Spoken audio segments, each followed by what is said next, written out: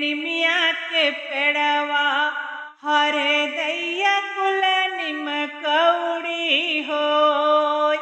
हमरे दुआरे एक निमिया के पेड़वा हरे बहिनी कुल निम कौड़ी हो।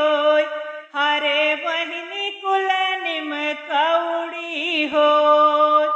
पहिले पहिले जब गईले बियाहवा हरे बहिनी धैली हले सासू के गोड़।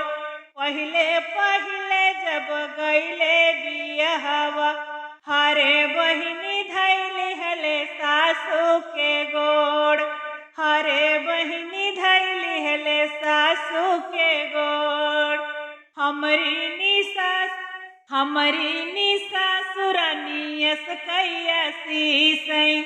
हमरी निशा सुरनियसन असीस। हरे बहिनी तोहरे बेटौई हो। हरे बहिनी तोहरे बेटौई हो। अरे बहिनी कुल निम कौड़ी हो।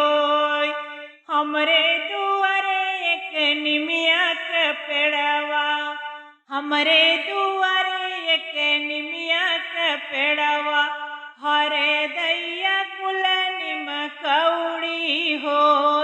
हरे दैया कुल निम कौड़ी हो।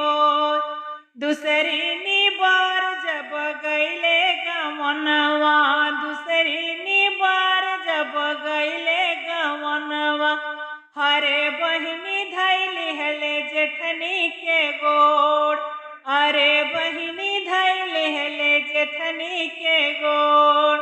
हमारी जेठानी रानी ऐसन असीस। हमारी जेठानी रानी ऐसन असीस। हरे बहिनी कानी बिटिया वही हो। अरे बहिनी कानी बिटिया वही हो।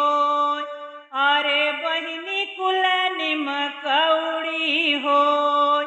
हमरे दुआरे एक निमिया के पेड़वा हमरे दुआरे एक निमिया के पेड़वा हरे दैया कुल निम कौड़ी हो। हरे दैया कुल निम कौड़ी हो। तीसरी निबार जब गईले ससुरवा तीसरी निबार जब गईले ससुरवा अरे बहिनी धैली हले ननदी के गोड़।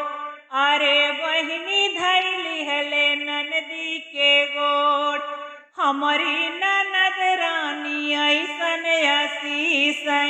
हमारी ननद रानी ऐसन असीस। अरे भौजी हमरे भतीजवाई हो। अरे भौजी हमरे भतीजवाई हो। अरे बहिनी कुल निम कौड़ी हो। हमरे दुआरे एक निमिया के पेड़वा हमरे दुआरे एक निमिया के पेड़वा हरे दैया कुल निम कौड़ी हो। हरे दैया